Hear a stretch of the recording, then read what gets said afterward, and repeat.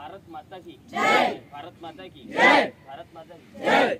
बघा विद्यार्थी मित्रांनो, गोला आपल्या अकॅडमीमध्ये आपण गोल्याची प्रॅक्टिस करत असताना तुम्हाला याच्यातल्या काही बाबी, याच्यातल्या काही गोष्टी तुम्हाला माहीत असल्या पाहिजे। गोळा फेकत असताना सर्वात आधी तर जे नवीन विद्यार्थी आहेत त्यांना लक्ष द्यायला पाहिजे।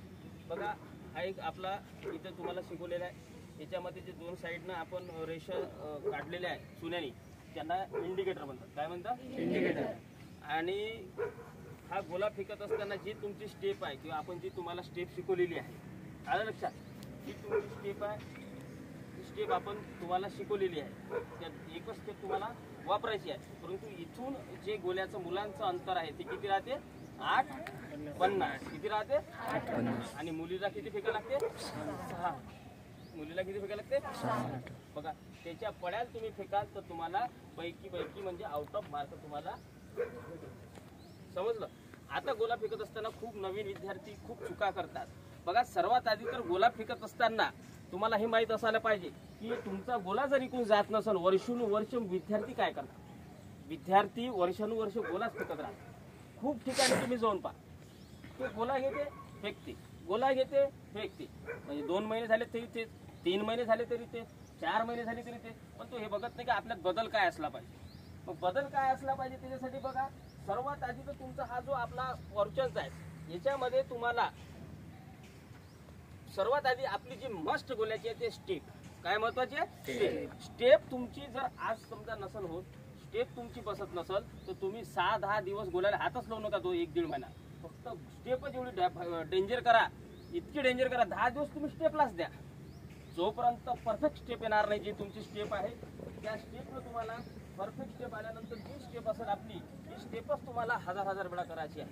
ही स्टेप एकदा बसली त्याच्यानंतर आपल्या हातामध्ये वर्कआउट, शोल्डरमध्ये, त्याच्यानंतर आपल्या हातामध्ये पूर्ण पॉवर यासाठी खूप तुम्हाला वर्कआउट करायला लागते, बोटावर वेटिंग करायला लागते, है ना? सर्व आपण अकॅडमीला घेतोच। त्यानंतर तुम्हाला गोला इकडे फेकला जाईल, आलं का लक्षात? गोला कधी तुम्हाला इकडे फेकला जाईल? त्यानंतर फेकला जाईल। पहिला हा पोर्शन, श्वास, हाताचा झटका, हा सगळं इथून फेकताना श्वास घेतला, हाताचा झटका, ह्या सगळ्या गोष्टी एक झाल्या, त्यानंतर गोला तुमचा बाहेर जातो। आलं का लक्षात? भारत माता की जय। पुन्हा लक्ष द्या, हा झाला एक भाग।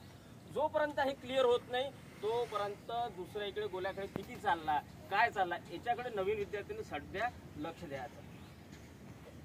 त्यानंतरचा समोरचा भाग, गोला फेकला तर ही जी रेष राहते त्या रेषेच्या वर किंवा बाहेर अजिबात पाय बाहेर पाहिजे नाही, त्याच्या आतमध्ये पाहिजे। जर बाहेर पाय पडला तर काय होते? काय होते? आऊट होते।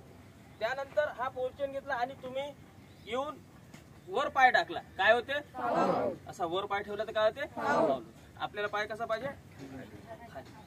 त्यानंतर तुम्ही गोला फेकला, गोला फेकल्यानंतर तुमचा तोल जाऊन हा पाय बाहेर आला तर काय?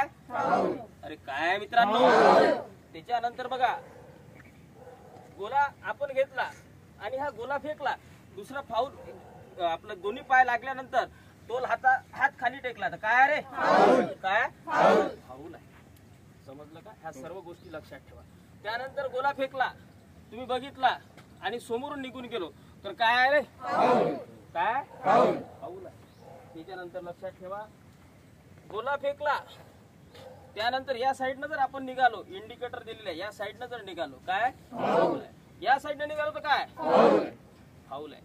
आता सगळ्यात लक्षात ठेवा, गोल्या फेकल्यानंतर तुमचा गोला तुम्ही फेकला, गोला पडला, पाहला त्याच दिशेनं जसं आहे आपलं जे तोड या दिशेने आहे त्याच्या विरुद्ध दिशेने आपल्याला काय करायचं आहे? बाहेर निघून। गोल्यामध्ये 3 चान्स आता दिलेले आहे, 3 वेळा फेकल्यानंतर जो गोला सर्वात जास्त असेल तो गोला तुमचा काय केला जाईल? काउंट केला जाईल। काय केलं जाते? काउंट। बरोबर आहे। सर्वात लक्षात ठेवा, ह्या सर्व बाबी तुम्ही लक्षात ठेवा।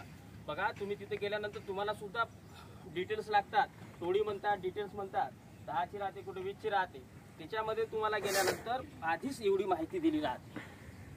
तर आपल्या गेल्यानंतर खूप डोक्यामध्ये टेन्शन राहते, भरतील जात असतात, परंतु तिथे गेल्यावर तुम्हाला तिथे आधीच अशा प्रकारची माहिती सांगितल्या जाते जेणेकरून तुमचे विचाराचे म्हणजे तुमच्या डोक्यात वेगळेच विचार असतात, पण तेव्हा जे सांगितलं ते पद्धतशीर आपलं ऐकायचं, म्हणजे जेणेकरून तेव्हा आपलं माइंड काय होते, फ्रेश होऊन जाते आणि चुका होत नाही.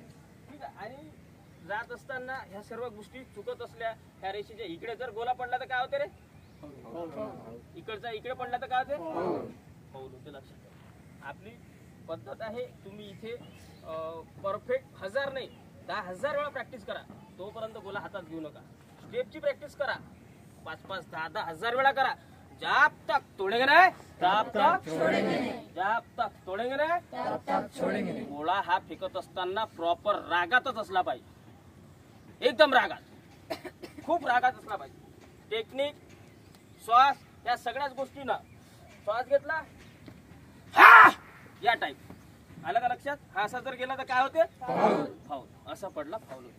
पूर्ण टेक्निक या टाईप मध्ये घेतला, बस या टाईप केला पाहिजे. बघा दिसते का, असं आलं का लक्षात, समजलं का. तोल जाऊ शकते. आता माझा तोल गेला, काय झालं,